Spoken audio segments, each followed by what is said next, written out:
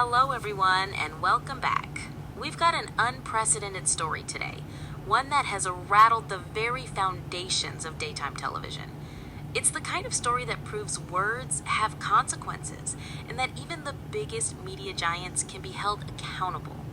For months, the internet has been buzzing with whispers and rumors, but now it's official. A staggering legal battle has concluded, and the outcome is nothing short of historic. Karoline Leavitt, a name that was once just a guest on a morning show, has emerged as a media powerhouse.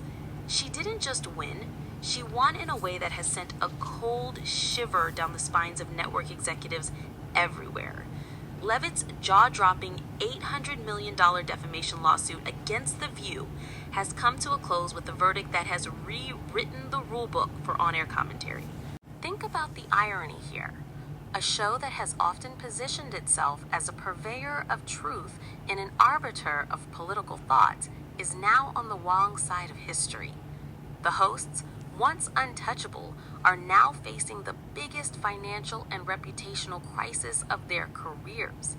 This isn't just a win for one person, it's a landmark moment, a cultural shift. It's the sound of someone finally saying enough. So, how did we get here? What was said on air that crossed the line? And what does this all mean for the future of media?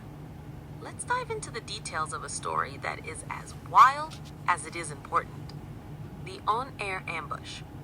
The events that led to this lawsuit unfolded in a seemingly ordinary segment of The View. Karoline Leavitt was a guest, invited to discuss serious topics, policy, national security, and youth engagement. But the conversation quickly devolved. From the moment she sat down, the tone was set by the co-hosts. It began with Joy Behar. She delivered a jab that was calculated to sting, implying that Leavitt's presence was based on her looks, not her intellect. The studio audience laughed, the panel smirked. It was a well-practiced routine, a verbal ambush disguised as morning chat. Next came Sunny Hostin, who reportedly threw her own grenade, calling Leavitt a poster girl for privilege and dismissing her accomplishments. But the moment that triggered the legal firestorm came from Whoopi Goldberg. Leaning back with a sense of authority, she delivered the line that would become the core of the lawsuit. Without wokeness, you wouldn't even have a job. The insult was sharp, personal, and, as it turns out, deeply consequential. What did Karoline Leavitt do in response? Nothing. She didn't lash out. She didn't engage in a shouting match. She simply straightened her blazer, took a sip of water, and held her ground. In that moment of composure, she was not rattled. She was preparing for war. As the cameras cut to commercial, she reportedly made the call that would change everything. A call to her lawyers. The legal avalanche. The lawsuit demanding an astounding $800 million wasn't just a political stunt.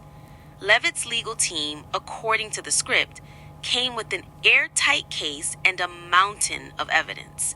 They had receipts. And not just video clips, but internal documentation that laid bare the entire operation. The evidence presented in court was brutal. It included a slow-motion replay of the on-air mockery showcasing a pattern of layered insults. Documents with damning instructions such as, "Let Joy open with the looks jab," and "Whoopi will close with something scathing." Internal communications, leaked Slack messages and emails where producers allegedly strategized on how to trigger Leavitt for a viral moment. This wasn't unscripted banter. It was a premeditated takedown. The evidence proved that the host's words were not just opinions, but part of a coordinated and intentional campaign of character assassination. As the lawsuit became a national story, the mood inside ABC reportedly flipped from smug confidence to pure panic. The hosts, who once dismissed the lawsuit as a joke, were now reeling. Whoopi Goldberg, the queen of clapbacks, allegedly tried to reach out to smooth things over. Joy Behar reportedly contacted Leavitt's lawyers, offering to issue a public apology. And Sunny Hostin, the legal expert on the panel, was reportedly holding private consultations with her own attorneys, terrified of personal liability. The verdict and corporate chaos. The courtroom drama culminated in a verdict that has already been dubbed the most expensive talk show mistake in history. The jury found the defendants liable for defamation and ordered them to pay $800 million in damages. The moment the gavel fell, the financial ecosystem around ABC's parent company reportedly began to collapse. Wall Street reacted instantly. The company's stock price saw a massive decline, wiping out millions in market value. Sponsors fled. Major brands pulled their advertising sponsorships within hours, creating a financial hemorrhage that the network was unprepared for. Legal disaster. The network's crisis insurance policy did not cover intentional defamation, leaving ABC with no safety net. Inside ABC headquarters, panic mode went nuclear. Executives held emergency meetings debating everything from rebranding the show to outright cancellation. One leaked internal memo, according to the transcript, read, "We underestimated this guest, and now we're facing the worst PR crisis in network history."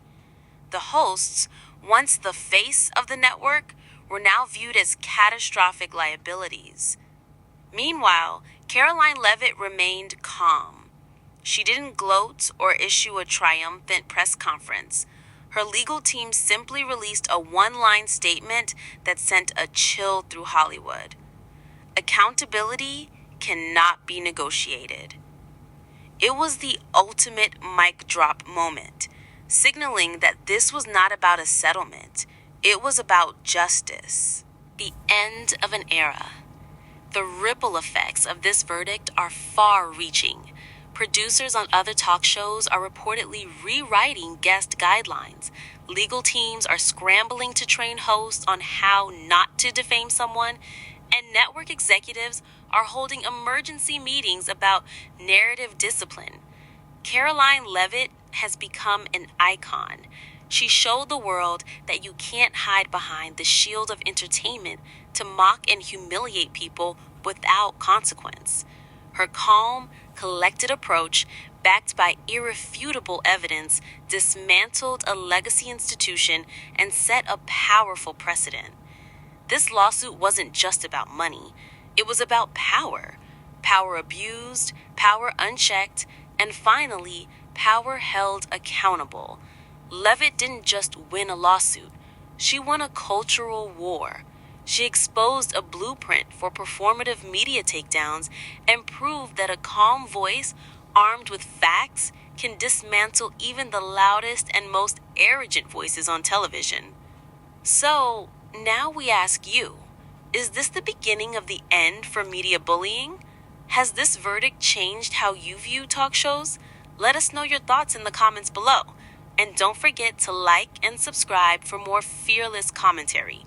Because if there's one thing this story proves, it's that words have power, and the consequences of wielding them recklessly just became very, very real.